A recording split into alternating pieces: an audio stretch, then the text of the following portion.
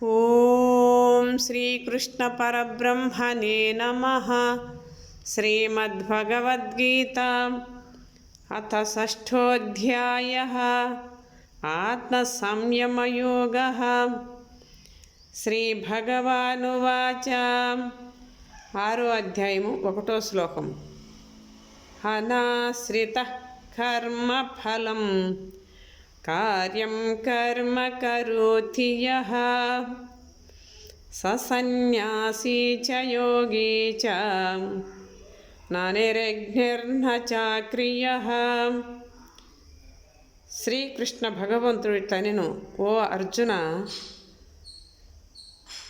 ఫలములను ఆశింపక కర్తవ్య కర్మను చేయువాడే నిజమైన సన్యాసి, నిజమైన యోగి.